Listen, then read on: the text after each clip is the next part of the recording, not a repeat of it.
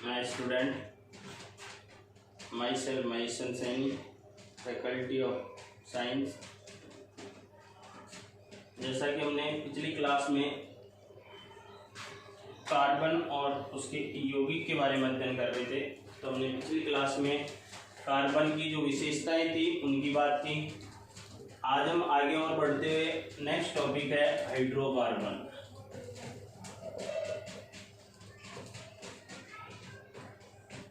Hydrocarbon के बारे में पढ़ेंगे।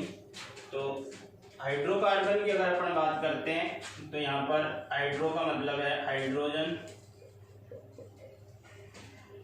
और कार्बन का मतलब है कार्बन। तो हाइड्रोकार्बन वे यौगिक होते हैं जो हाइड्रोजन तथा कार्बन से मिलकर बनते हैं, उन्हें क्या कहा जाता है? हाइड्रोकार्बन कहा जाता है। अब हाइड्रोजन और कार्बन जब आपस में जुड़ते हैं तो वो बनाते हैं सहसंयोजक बंध। दोनों आपस में जुड़ते हैं तो कौन सा बंध बनाते हैं? सहसंयोजक। सहसंयोजक बंध का निर्माण करते हैं, क्योंकि हाइड्रोजन और कार्बन की जो विद्युत ऋणता होती है वो लगभग क्या होती है? समान होती है। और विद्युत ऋणता समान होने के कारण दोनों समान इलेक्ट्रॉनों का साझा करके एक बंध का निर्माण करते हैं, जिसको बोलते हैं सहसंयोजक बंध कहा जाता है। अर्थात सहसंयोजक वह बंध होता है जिसमें दोनों परमाणुओं के द्वारा इलेक्ट्रॉनों का समान साझा किया जाता है। इसमें क्या किया जाता है? इलेक्ट्रॉनों का समान साझा किया जाता है, तो उसे क्या कहेंगे? सहसंयोजक बंध कहेंगे। और जिसके कारण किसका निर्माण होता है? हाइड्रोकार्बन यौगिकों का निर्माण होता है। जैसे अगर अपन बात करते हैं, सबसे पहले यहाँ पर मेथेन की बात करते हैं। मेथेन जो होता है उसका सूत्र CH4। अगर अपन इसकी इलेक्ट्रॉनिक, जब दोनों आपस में हाइड्रोजन और कार्बन आपस में संयोग करते हैं, कार्बन और हाइड्रोजन आपस में संयोग करेंगे, तो कार्बन का जो अगर बात करेंगे 1s2 2s2 इलेक्ट्रॉनिक विन्यास की और 2p2 और इसका 1s1, क्योंकि इसका परमाणु क्रमांक कितना 6 और इसका परमाणु क्रमांक कितना है 1। अब जब ये कार्बन क्या करेगा कि इसको अपना अष्टक पूर्ण करने के लिए, अर्थात इसको स्थायित्व प्राप्त करने के लिए कितने इलेक्ट्रॉनों की आवश्यकता है? 4 इलेक्ट्रॉनों की। और ये जो है, अब इसके वायतम कोश में कितना इलेक्ट्रॉन है? 1 इलेक्ट्रॉन। तो ये क्या करेगा? 1 इलेक्ट्रॉन और ग्रहण करके अपना क्या कर लेगा? हीलियम अक्रिय गैस विन्यास प्राप्त कर लेगा, जैसे ये विस्तार हो जाएगा। अब ये क्या काम करेगा? ये 4 इलेक्ट्रॉन चाहिए, तो इसके पास 1 इलेक्ट्रॉन है। अब ये क्या काम करता है? इसके साथ 1 इलेक्ट्रॉनों का साझा करेगा, तो इसको कितनी चाहिए? 4। तो इसके कितने भाई चाहिए? इसको 4 भाई चाहिए, तो चारों भाई मिलकर इसको कितने इलेक्ट्रॉन देंगे? 4 इलेक्ट्रॉन देंगे। और चारों इलेक्ट्रॉन, इसके 4 इलेक्ट्रॉन और इनके 4 इलेक्ट्रॉन, अर्थात अगर अपन बात करते हैं जैसे ये कार्बन, तो कार्बन के इलेक्ट्रॉनों को ये, और हाइड्रोजन की बात करते हैं सहसंयोजक बंध में, ये हाइड्रोजन हो गया, ये हाइड्रोजन का इलेक्ट्रॉन, ये दूसरे हाइड्रोजन का इलेक्ट्रॉन, ये हाइड्रोजन का इलेक्ट्रॉन, ये हाइड्रोजन का इलेक्ट्रॉन। अब ये चारों इसके साथ साझा कर लेंगे, और साझा करके कौन सा? ये सहसंयोजक बंध का निर्माण करते हैं। सहसंयोजक बंध का मतलब ही क्या होता है कि जब इलेक्ट्रॉनों का समान साझा होता है। अब कार्बन के पास कितने इलेक्ट्रॉन हो गए? क्योंकि साजित जो करते हैं उसमें दोनों का ही अधिकार होगा। जो साजित इलेक्ट्रॉन है, इन दोनों पर इसका भी अधिकार है और इसका भी अधिकार है, इन दोनों पर इसका भी अधिकार है और इसका भी अधिकार है। तो इसके बाद में अगर हाइड्रोजन, ये हो गए हाइड्रोजन के इलेक्ट्रॉन, एक हाइड्रोजन की बात करते हैं अपन, तो हो गया नहीं होगा? ये दोनों आप ये, और इसी संरचना को क्या कहा जाता है? इलेक्ट्रॉनिक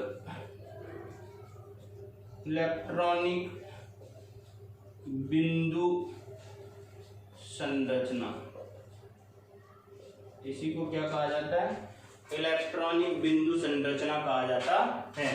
तो ये दोनों आपस में संयोग किया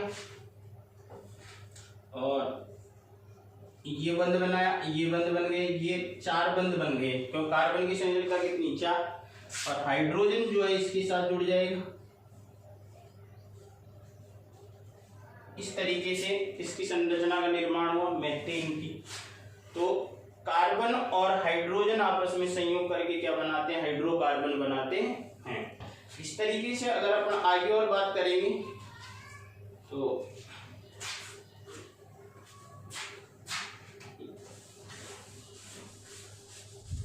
अगर दूसरी बात करते हैं अपन एथीन की,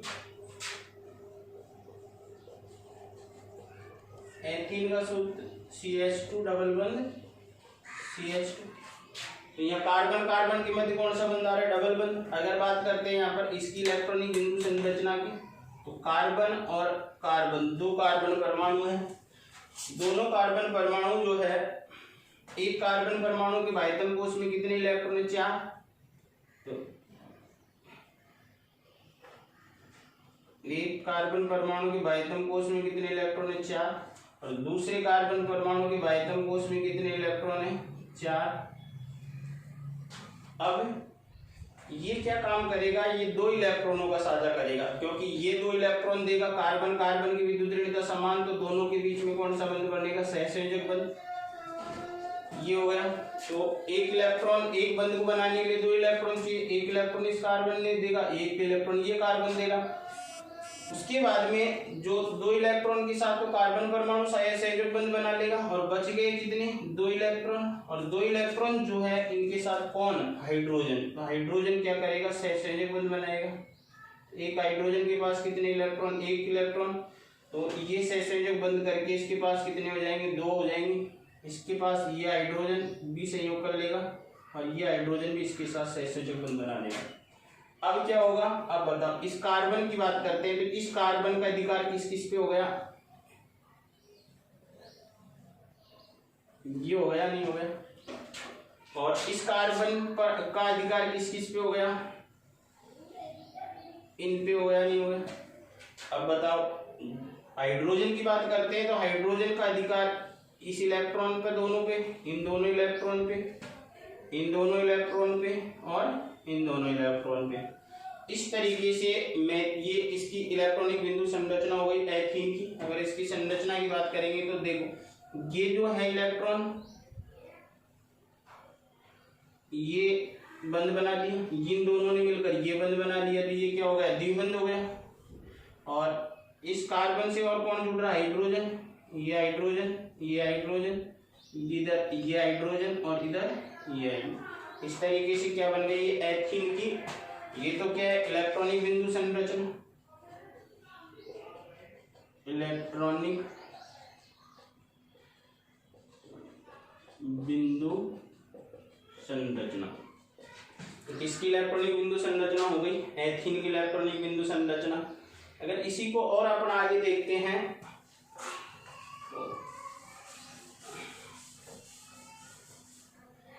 अगर नेक्स्ट बात करते हैं अपन एथाइन की इलेक्ट्रॉनिक बिंदु संरचना।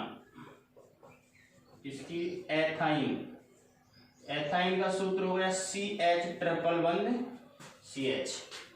तो यहाँ पर अगर कार्बन की बात करते हैं, तो कार्बन कार्बन के मध्य कौन सा बंध आ रहा है? त्रिबंध आ रहा है। त्रिबंध के लिए कितने? एक कार्बन परमाणु के कितने इलेक्ट्रॉन सहसंयोजक बंध बनाए? 1 2 3, 1 2 3। अब इसके पास और बच गए कितने इलेक्ट्रॉन? कार्बन के पास एक इलेक्ट्रॉन, एक इलेक्ट्रॉन। इस कार्बन के हो गए 4 इलेक्ट्रॉन बाह्यतम कोश में, और इस कार्बन के पास भी कितने इलेक्ट्रॉन? एक इलेक्ट्रॉन। हाइड्रोजन क्या करेगा? हाइड्रोजन भी एक इलेक्ट्रॉन का साझा करेगा अपना, और ये साझा करेगा। अब ये देखते हैं कि इस कार्बन का अधिकार जो हो गया, ये हो गया इन इलेक्ट्रॉनों के ऊपर। तो बाह्यतम कोश में 3 और 3 6 1 7 1 8। तो कार्बन के बाह्यतम कोश में कितने इलेक्ट्रॉन हो गए? 8 इलेक्ट्रॉन। और यहाँ अगर अपन बात करते हैं, तो इस कार्बन की बात करेंगे, तो इस कार्बन का अधिकार ये हो गया।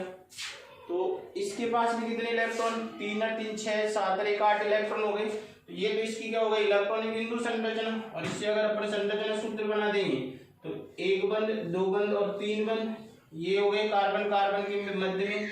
और ये जो है, ये हाइड्रोजन और कार्बन के बीच में बन गया, ये बन गया नहीं। ये किसकी इलेक्ट्रॉनिक बिंदु संरचना हुई? एथाइन की इलेक्ट्रॉनिक बिंदु संरचना हो गई। इसमें किसी को डाउट? No doubt. अब इसको और आगे देखते हैं अपन।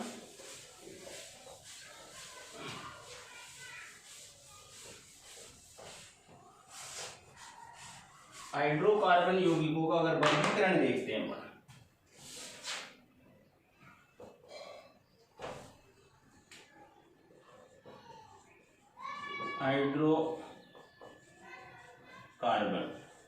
हाइड्रोकार्बन जो है यहाँ पर अलग अलग आधार पर वर्गीकृत किए गए। सबसे पहले अगर अपन बात करते हैं, हाइड्रोकार्बन दो प्रकार के हैं। जैसे मान लो एक होता है विवृत हाइड्रोकार्बन और एक होता है सेवृत हाइड्रोकार्बन। विवृत की बात करते हैं, विवृत, और एक होता है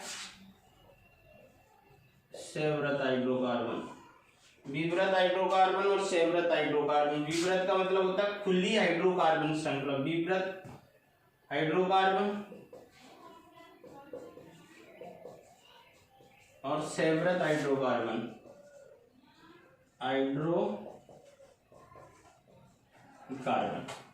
विवृत हाइड्रोकार्बन की बात करते हैं तो यहाँ इसको बोलते हैं ओपन चेन या खुली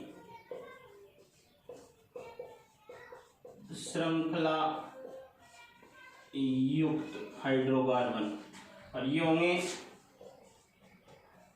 बंद श्रृंखला युक्त। सबसे पहले बात करते हैं अपन विवृत हाइड्रोकार्बन। तो हाइड्रोकार्बन खुली श्रृंखला की बात करते हैं तो यहाँ पर जैसे ये हाइड्रोकार्बन, इसमें पहला कार्बन 1, 2 और 3, पहला कार्बन और लास्ट कार्बन आपस में जुड़े हुए नहीं रहते हैं, तो इसे क्या कहेंगे, खुली श्रृंखला युक्त हाइड्रोकार्बन या विवृत हाइड्रोकार्बन, या इन्हीं को कहा जाता है एलिफैटिक हाइड्रोकार्बन भी कहा जाता है। जैसे और मान लेते हैं अपन इसको, जैसे ब्यूटेन की बात करते हैं, ये प्रोपेन हो जाएगा, ये ब्यूटेन हो जाएगा, अभी अपनी आईपीएस ही पढ़ेंगे आगे।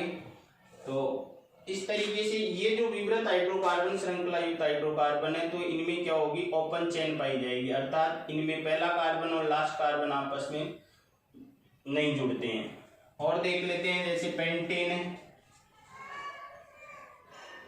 ये भी क्या है, एक विवृत हाइड्रोकार्बन युक्त हाइड्रोकार्बन है। इसकी बात करते हैं आगे, अगर अपन इसको और बांटते हैं आगे, और इसको भी इसी तरीके से सेम होगा। यहाँ पर जो संतृप्त हाइड्रोकार्बन होंगे वो कौन से होंगे, बंद प्रकार के, अर्थात इनमें बंद चेन पाई जाएगी, साइक्लिक यौगिक जिनको बोलते हैं, चक्रीय यौगिक जिनको बोलते हैं। तो संवृत हाइड्रोकार्बन जो है इनको क्या कहा जाता है, चक्रीय हाइड्रोकार्बन भी कहा जाता है, चक्रीय हाइड्रोकार्बन, और इन्हें कहा जाता है अचक्रीय हाइड्रोकार्बन, अचक्रीय हाइड्रोकार्बन, अर्थात कार्बन श्रृंखला चक्र के रूप में उपस्थित नहीं होती है तो उसे क्या कहा जाता है, अचक्रीय हाइड्रोकार्बन। और जब कार्बन श्रृंखला एक चक्र के रूप में पाई जाती है तो उसे क्या कहा जाता है, अचक्रीय हाइड्रोकार्बन कहा जाता है। आगे जाकर इसको और बांट सकते हैं अपन, जैसे यहां पर अगर अपन देखते हैं तो असंतृप्त हाइड्रोकार्बन और संतृप्त हाइड्रोकार्बन की बात करते हैं। जैसे संतृप्त हाइड्रोकार्बन और दूसरा असंतृप्त हाइड्रोकार्बन, असंतृप्त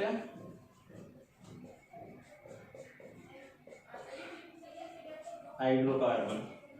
संतृप्त हाइड्रोकार्बन की बात करते हैं, वे हाइड्रोकार्बन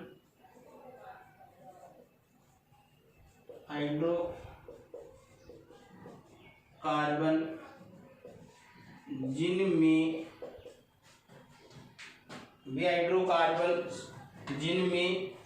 केवल एकल बंध क्या पाया जाता है, एकल बंध पाया जाता है, उसे क्या कहते हैं, संतृप्त हाइड्रोकार्बन कहा जाता है।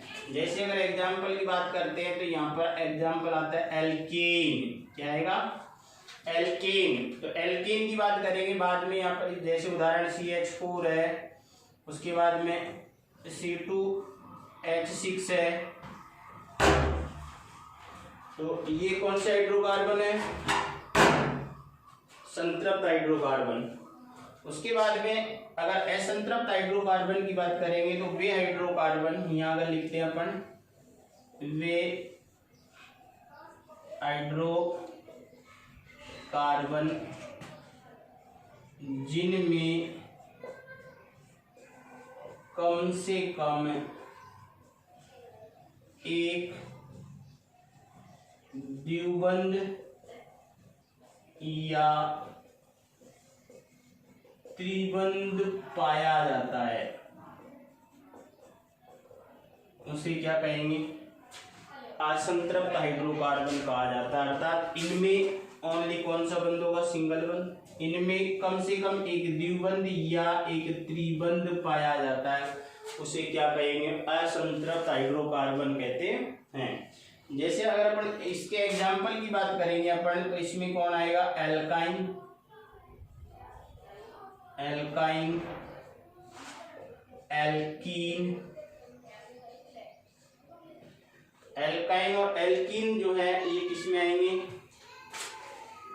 एल्काइन वे हाइड्रोकार्बन होते हैं, वे हाइड्रोकार्बन जिनमें क्या पाया जाता है? कम से कम एक त्रिबंध पाया जाता है, उसे क्या कहेंगे? एल्काइन। और वे हाइड्रोकार्बन जिनमें कम से कम एक द्विबंध पाया जाता है, उसे क्या कहेंगे? एल्कीन। क्या कहेंगे? एल्कीन। तो ये अपन ने बात की संतृप्त हाइड्रोकार्बन की। अब यही चीज इसमें भी हो सकता है, चक्रीय हाइड्रोकार्बन में भी। चक्रीय हाइड्रोकार्बन जो है वो क्या हो जाएंगे? संतृप्त चक्रीय हाइड्रोकार्बन, असंतृप्त चक्रीय हाइड्रोकार्बन हो जाएंगे। तो यहाँ पर भी इस तरीके के क्लासिफिकेशन में शामिल किया जा सकता है। आगे अपन इनको और बांट सकते हैं, जैसे शाखित और अशाखित हाइड्रोकार्बन। आगे अगर और देखेंगे यहाँ पे, तो इसको मैं साफ कर देता हूँ। संतृप्त और असंतृप्त हाइड्रोकार्बन जो है इनके आगे और अपन बात करेंगे, तो शाखित और अशाखित हाइड्रोकार्बन हो सकते हैं, जिसमें अगर अपन बात करते हैं, जैसे पहला है अशाखित हाइड्रोकार्बन। अशाखित हाइड्रोकार्बन, अशाखित हाइड्रोकार्बन की बात करेंगे, वे हाइड्रोकार्बन जिनमें सीधी श्रृंखला पाई जाती है, अर्थात कोई भी अन्य प्रतिस्थापी उपस्थित नहीं होता है, उसे क्या कहा जाता है? अशाखित हाइड्रोकार्बन कहा जाता है। जैसे देखिए, अब इसमें ये तो है ना, हाइड्रोजन कितने आएंगे? एक कार्बन पे कितने संयोजक? 50। तो 3 हाइड्रोजन और आ जाएंगे। इस कार्बन पे कितनी जुड़े हुए बंध? 1 2, तो 2 बंध और आ जाएंगे। इस पे कौन? 1 2 और 3। और इनकी संयोजकताएं कौन पूरी करेगा? हाइड्रोजन। जिन पे नहीं होता और जिन पे होता है वो तो होगा ही। तो इस तरीके से प्रोपेन क्या है? अशाखित हाइड्रोकार्बन। अगर बात करते हैं यहाँ पर एन ब्यूटेन की, तो ये भी हो जाएगा। एन पेंटेन की बात करते हैं तो ये एन पेंटेन हो जाएगा। तो ये अशाखित हाइड्रोकार्बन, अर्थात इनमें कोई भी प्रतिस्थापी उपस्थित नहीं है। तो उसी की तरह अगर दूसरे बात करते हैं अपन शाखित हाइड्रोकार्बन की, शाखित हाइड्रोकार्बन। तो शाखित हाइड्रोकार्बन में क्या होता है कि कम प्रतिस्थापी उपस्थित होती है, अर्थात ब्रांच उपस्थित होती है हाइड्रोकार्बन श्रृंखला की। जैसे ये है, तो यहाँ पर क्या आ गई? एक ब्रांच उपस्थित हो गई, अर्थात ये जो है ये क्या हो गई? एक सीधी श्रृंखला ये हो गई। इसमें एक साथ क्या है? एक शाखा है, जबकि यहाँ पर कोई भी अन्य कार्बन दूसरे एक के मिलकर शाखा का निर्माण नहीं करता है। अगर यहाँ पर अगर अपन बात करते हैं, जैसे ये क्या है? एक शाखा है, तो ब्रांच हो गई। तो ये कौन से हाइड्रोकार्बन हो गए? शाखित हाइड्रोकार्बन आ गए। कौन से हो गए? शाखित हाइड्रोकार्बन की बात करते हैं अपन। तो इस तरीके से शाखित और अशाखित हाइड्रोकार्बन की अपन ने बात की। उसके बाद में अब बात करते हैं अपन, जैसे चक्रीय हाइड्रोकार्बन जिसकी अपन बात कर रहे थे।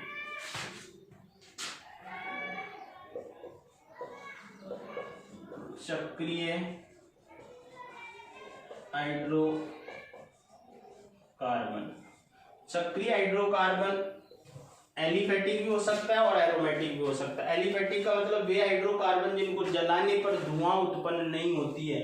एरो का मतलब क्या होता है? गंध। एलिफेटिक,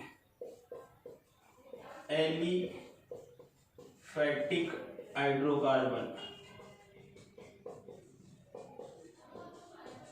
एलिफैटिक या एलिसाइक्लिक हाइड्रोकार्बन भी कहा जाता है। तो एलिफैटिक में क्या होगा कि जब इनको जलाया जाता है तो धुआं उत्पन्न नहीं होगी, अर्थात कोई भी प्रकार की गंध उत्पन्न नहीं करते हैं, तो उन्हें क्या कहा जाता है? एलिफैटिक हाइड्रोकार्बन कहा जाता है। और एरोमेटिक हाइड्रोकार्बन में क्या होगा? एरो का मतलब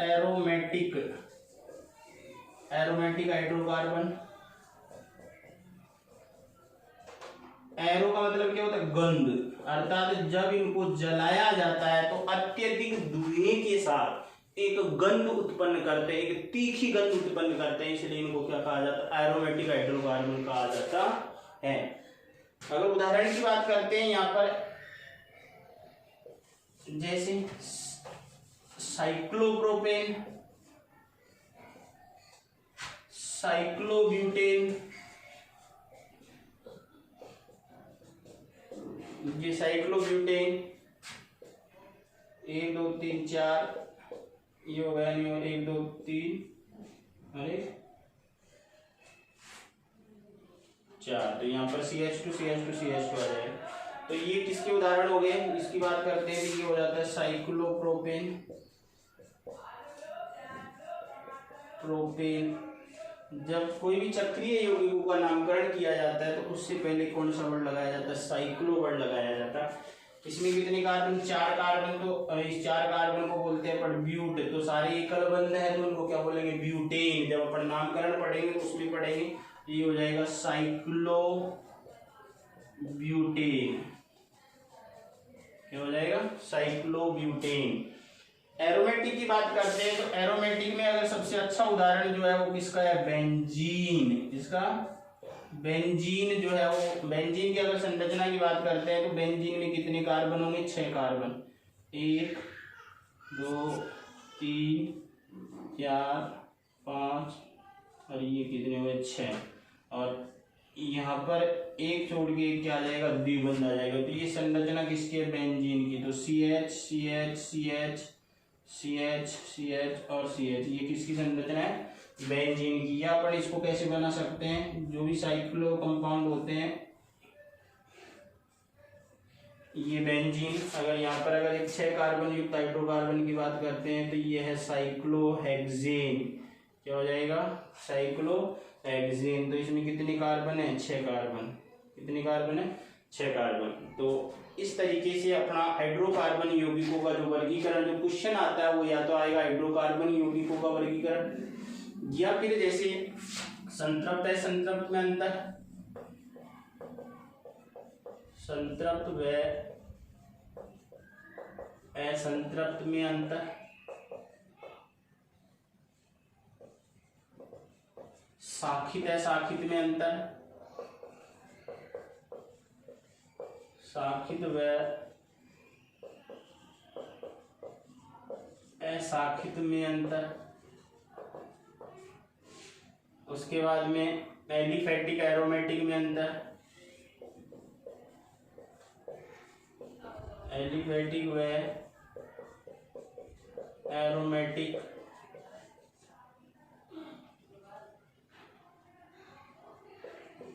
एरोमेटिक में अंतर। उसके बाद में चक्रीय में अंतर।